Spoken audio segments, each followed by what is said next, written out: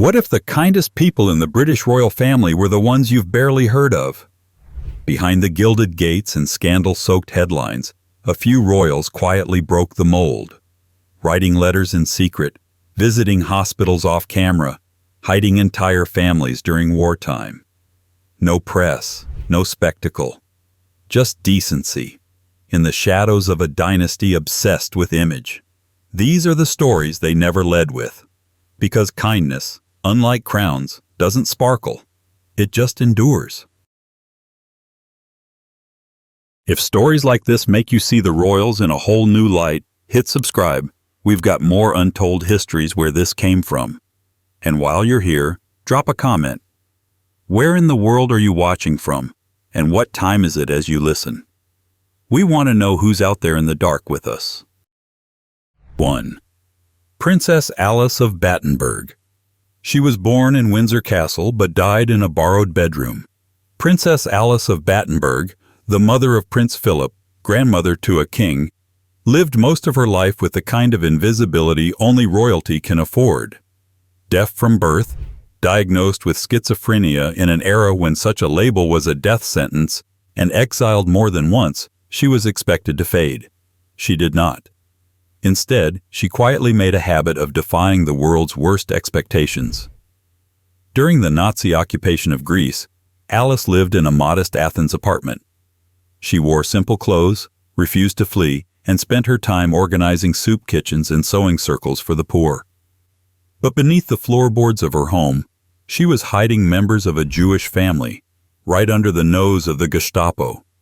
When they interrogated her, she played the part of the doddering old deaf woman. They let her be. They had no idea they were talking to someone the Israeli government would one day name righteous among the nations. Alice took vows as a nun, founded an order of Greek Orthodox nursing sisters, and insisted on being buried in Jerusalem, not Westminster. She owned practically nothing by the end. Not because she lost it all, but because she gave it all away, including, it seems, the right to be remembered. The palace never made much of her after her death, which is ironic, because her son spent a lifetime walking 3 steps behind someone else. 2. Queen Elizabeth II. She ruled longer than any monarch in British history, but behind the pomp, the pearls, and the televised wave, Queen Elizabeth II was best known among staff for something far less photogenic. Relentless kindness in the trenches of routine. She wasn't warm, not exactly, but she was unwaveringly civil. Precisely the kind of discipline that drives people mad or makes them feel safe, depending on which side of the red cord you were on. Former aides spoke of her ability to remember birthdays, not because it was in her schedule, but because she cared. The Queen reportedly wrote hundreds of condolence letters herself, by hand, alone, late at night. No speechwriters, no aides, no camera crew. During times of royal financial strain, she paid staff wages from her own private funds rather than cut them loose. She didn't like raising voices, and she never let anyone raise theirs to a footman. To the public, she was a symbol. To her family, a fortress. But to the people who spent decades by her side, chauffeurs, secretaries, cleaners, she was known as a steady human presence in a house built on illusion. And when the tabloids raged and the scandals exploded, she didn't flinch. She simply walked the dogs, wrote the notes, did the job. Which raises the real mystery. How do you stay kind while being the most watched woman in the world? If you're still here after that, you're exactly our kind of people. Go ahead and subscribe so you don't miss what's coming next. We dive deeper with every story. And let us know in the comments. Where are you tuning in from, and what time is it as you listen? We're always curious who's out there walking through history with us. 3. Prince Philip, Duke of Edinburgh. His public image was forged in fire, often his own. Prince Philip, the Duke of Edinburgh, was famously blunt, maddeningly politically incorrect, and deeply allergic to anything resembling emotional vulnerability. But beneath the sharp tongue and fossilized military posture was a man who, according to those closest to him, spent his life protecting the people nobody else noticed, He made a career of absorbing blame. When things went wrong behind closed doors, junior aides report that Philip was often the one to intercede, taking the fall to protect younger staff. He visited injured servicemen without cameras, wrote quiet checks to fund their care, and spent years championing technical education for working-class youth long before it was fashionable. To his wife, he was a wartime lieutenant in private peacekeeping. When she was under siege, publicly, politically, or personally, Philip's loyalty was not loud, but it was absolute. The Queen called him her strength and stay, and while that sounds quaint, it's the kind of phrase only someone who's seen the worst in people would use to describe someone who never left. Philip disliked fuss. He disliked flattery. He disliked people pretending to be something they weren't. And yet, it's possible that the reason so many dismissed his kindness was because it didn't look like kindness at all. He never asked to be liked, but he protected everyone around him as if it were his job, which leads to our next case, a royal who absolutely refuses to be protected. 4. Princess Anne, Princess Royal.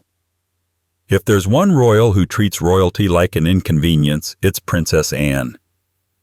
She is the only member of the Windsor family who could believably pass for a postal worker in a windbreaker.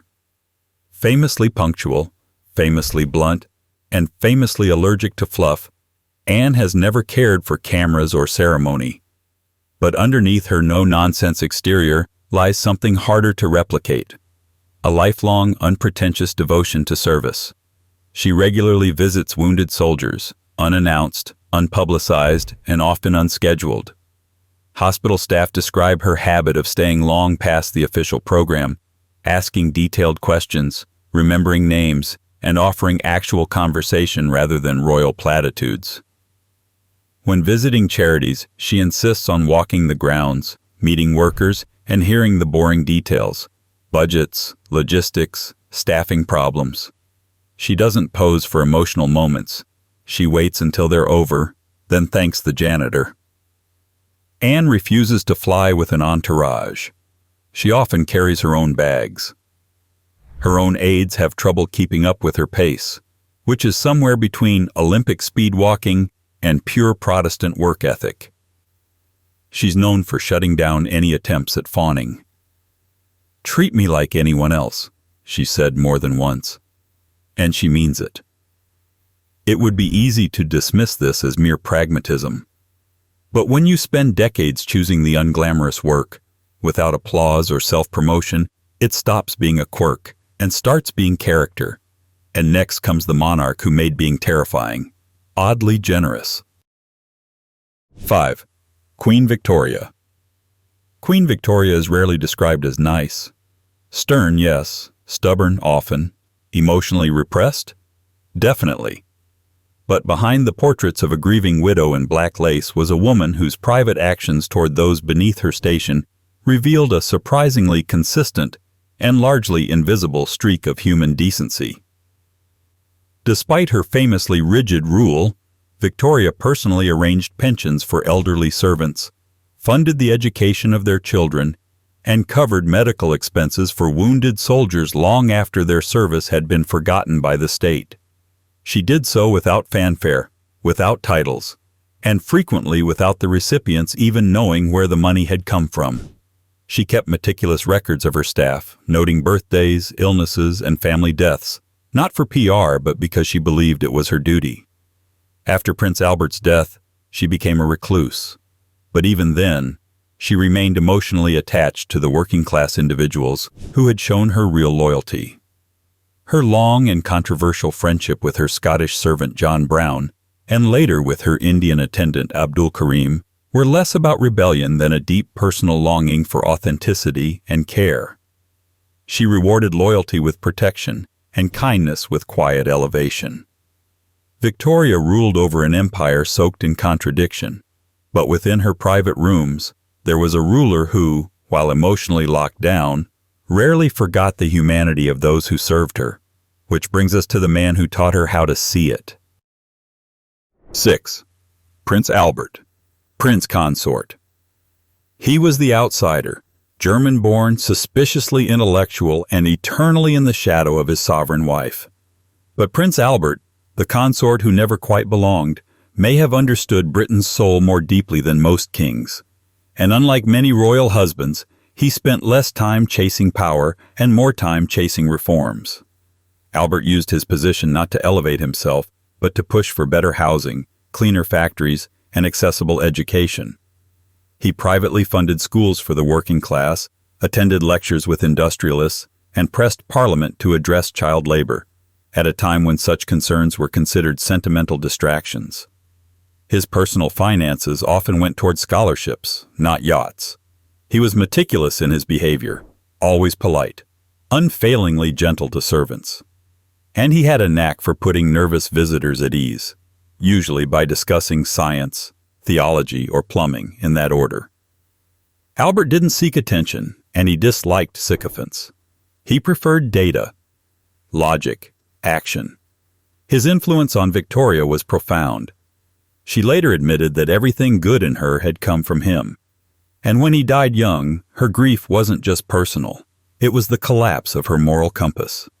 Albert's legacy lies in architecture, education, and the quiet redirection of a monarchy drifting toward decadence. He left behind no throne, just a better standard. And coming next, the daughter who inherited that standard and brought it to the trenches. 7. Princess Mary, Princess Royal, daughter of George V. She was born into a dynasty obsessed with duty, but Princess Mary, the only daughter of King George V, seemed to internalize that duty in a way few royals ever manage, not as a performance, but as a personal vow. Quiet, steady, and deeply involved in the causes she adopted, Mary never sought the spotlight, but she also never stopped showing up. During both World Wars, Mary visited military hospitals across Britain and beyond, offering not just handshakes and photo ops, but hours of unrecorded, unglamorous work, writing letters for soldiers who couldn't, sitting with those who'd been abandoned by family, and returning to visit them long after the press had moved on. Nurses recalled her calm presence and willingness to help with menial tasks. She didn't perform empathy. She practiced it. She also used her inheritance to fund housing for disabled veterans, personally overseeing the progress of the projects and refusing to attach her name to most of them. Her wartime work wasn't a phase. It became her life's rhythm.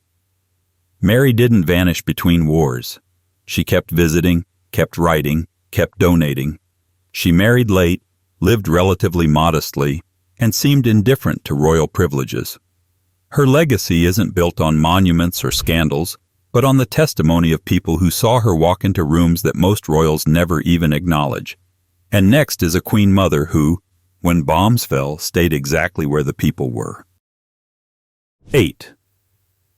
Queen Elizabeth, the Queen Mother. In another life, she could have been a society hostess. But in the one history gave her, Queen Elizabeth, the Queen Mother, became a wartime icon, not for her speeches, but for her stubbornness. When Buckingham Palace was bombed during the Blitz, she reportedly said it made her feel she could finally look the East End in the face. The implication? Now that she too had lost something, she could stand beside the people who had lost everything. But the stories that endure aren't just about where she lived, they're about where she went.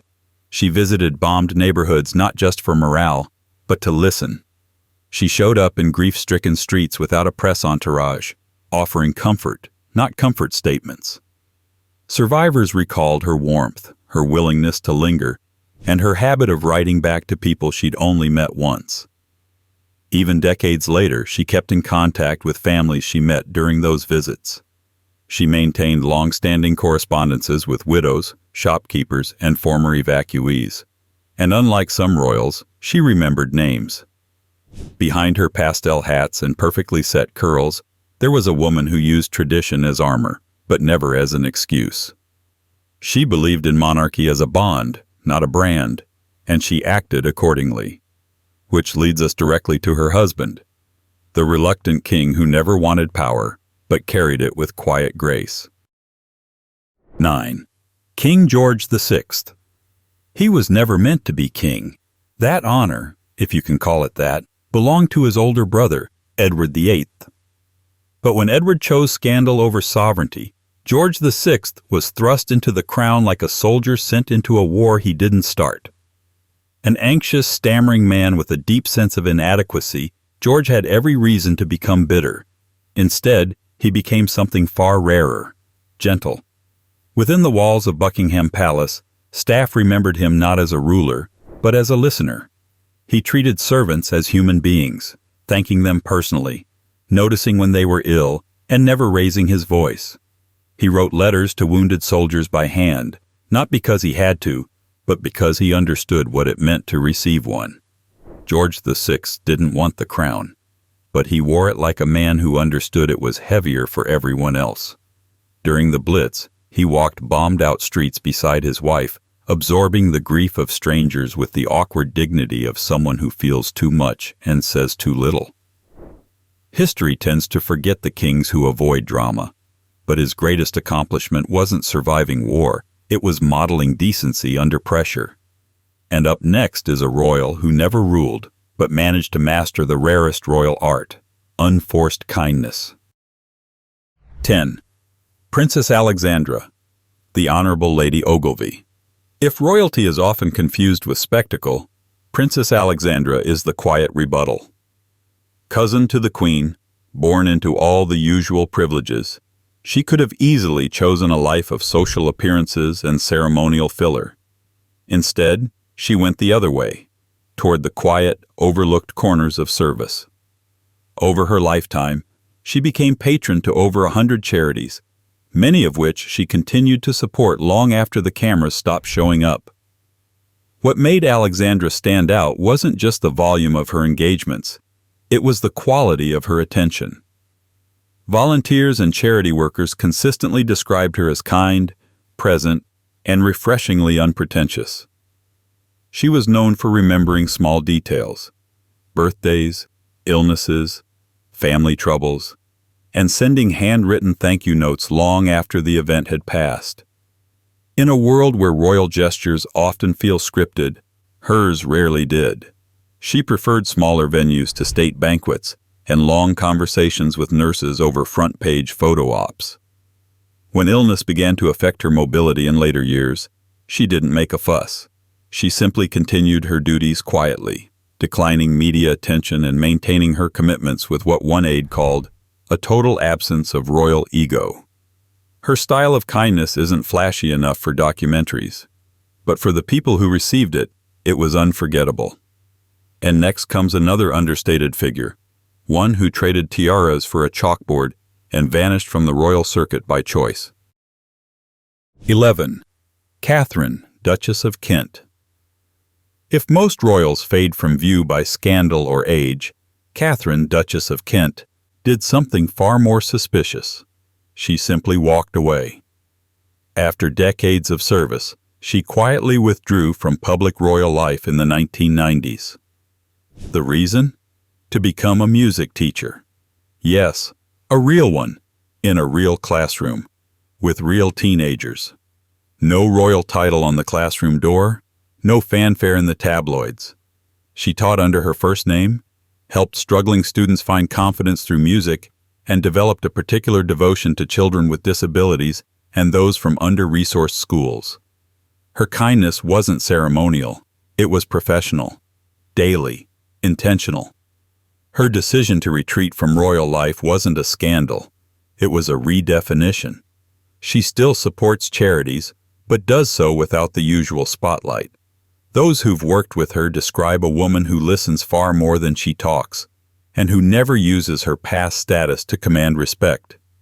She seems to treat her royal history like an old coat, useful in cold weather, but otherwise unnecessary. It's easy to imagine her disappearing completely from public memory. And maybe that's what she wants. But what's harder to erase is the kind of moral clarity it takes to walk away from inherited power, not in shame, but in purpose. Now imagine if that instinct had existed in Queen Victoria's own daughter. 12. Princess Louise, Duchess of Argyll. Princess Louise never quite fit the mold. The fourth daughter of Queen Victoria, she was supposed to be decorative and obedient, two things she refused to become. Instead, she carved out a space in history not through rebellion, but through carefully cultivated compassion and a radical commitment to fairness that placed her several decades ahead of her time. Louise was an artist, a sculptor, and a passionate advocate for women's education, at a time when women were still expected to remain elegantly ignorant. She used her position to support female artists, pay for their training, and break down institutional barriers in places where women's names weren't even welcome on the building. She also insisted on treating her household staff as equals, eating informally with them, dropping titles, and doing away with layers of rigid hierarchy wherever possible. Louise's social politics weren't just fashionable, they were deeply personal.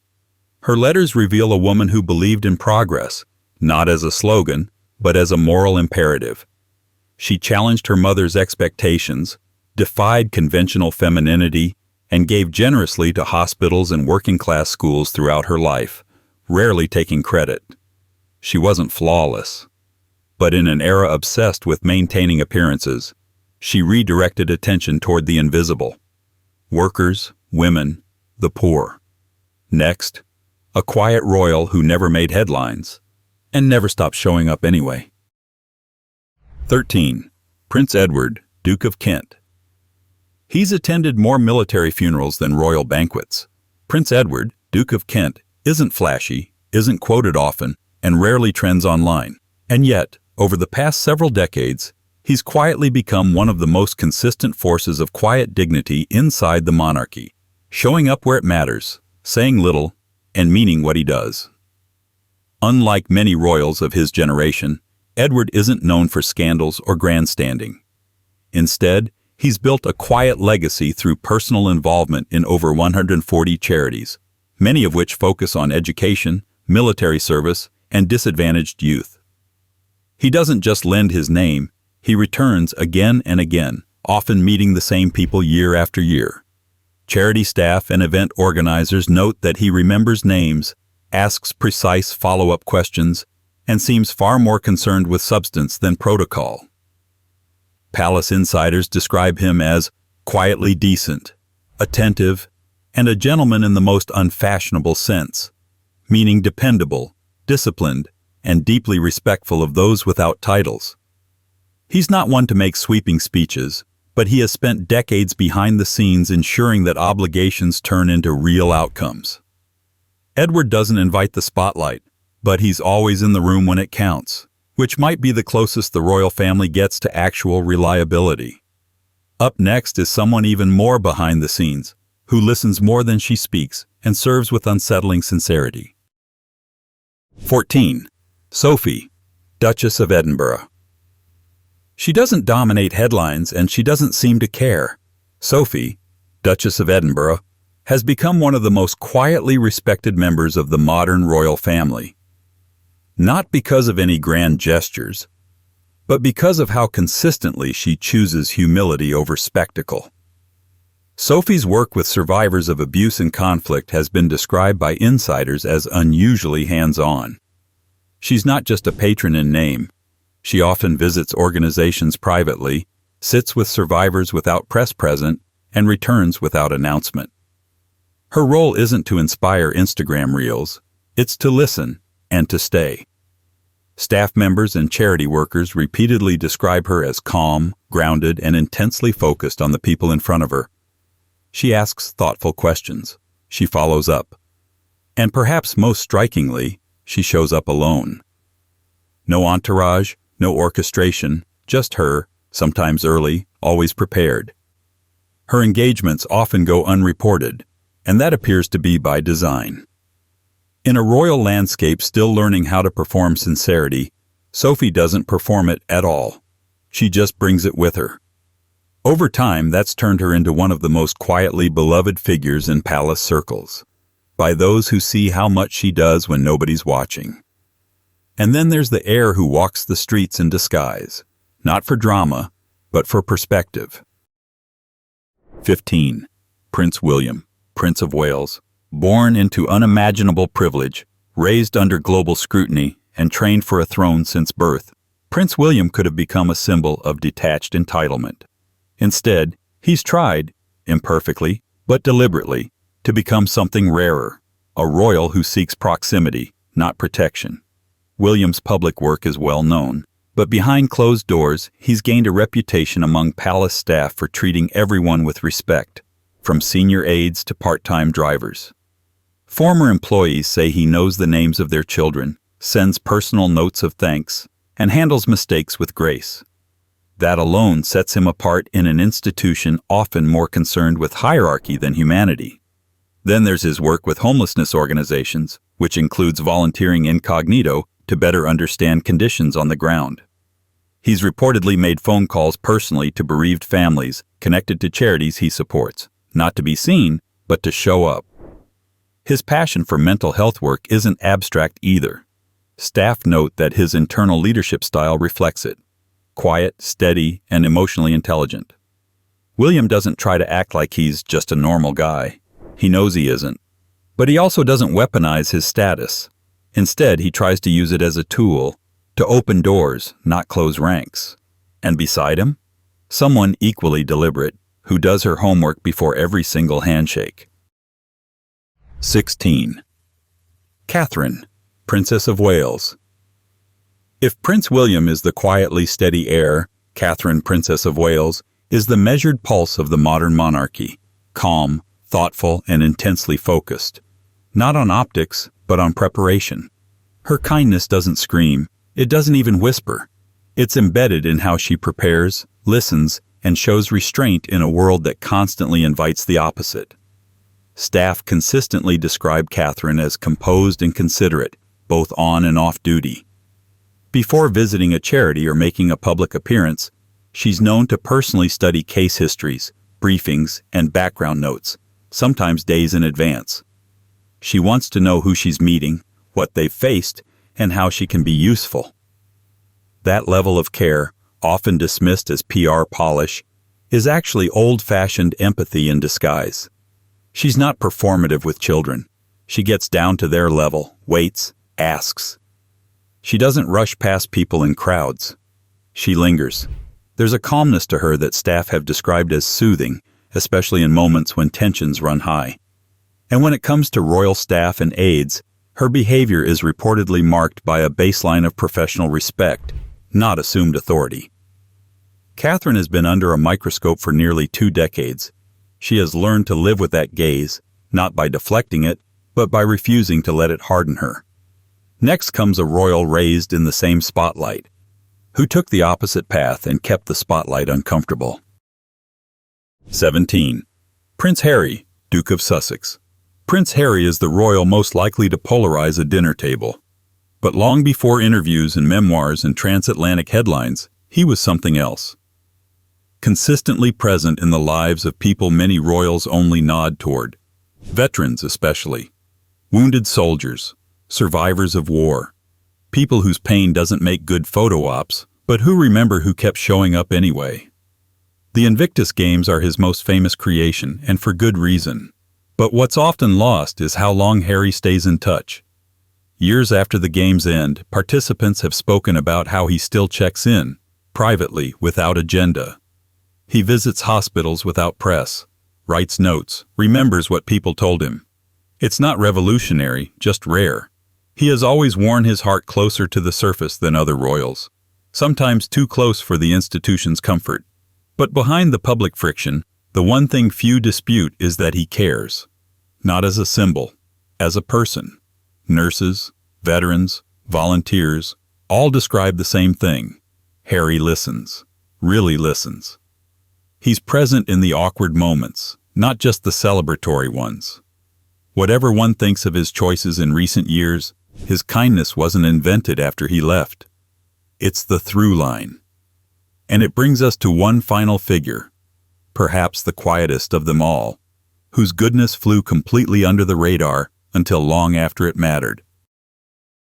18. Princess Beatrice. There's nothing flashy about Princess Beatrice. No major scandals, no tabloid drama, and no sweeping royal reinvention. which might explain why her acts of kindness rarely made the front page. But among the people who've worked with her, especially in advocacy spaces, she's earned a quiet, durable reputation for emotional intelligence, humility, and consistency. She has long been open about her own learning difficulties, particularly her dyslexia. But instead of turning that into a branding moment, she's used it to support children facing similar struggles, offering not just speeches, but direct mentorship, time, and presence. She's been involved with dyslexia charities for years, not just as a figurehead, but as someone who participates in strategy sessions and listens to educators. More unusually, she worked as a counselor with victims of abuse, under the radar and without public fanfare. Colleagues from her charity work describe her as kind, warm, and deeply empathetic, noting that she often remembers minute details about the people she meets, family members, concerns, offhand comments, and follows up. Her humility isn't a cultivated persona, it's how she moves through rooms. In an institution often criticized for its performative concern, Beatrice seems to have chosen a different mode entirely. Less throne, more backbone. Less spotlight, more follow-through. Which leaves us with the lingering question. In a system built to elevate image over substance, how did these 18 figures manage to choose kindness anyway?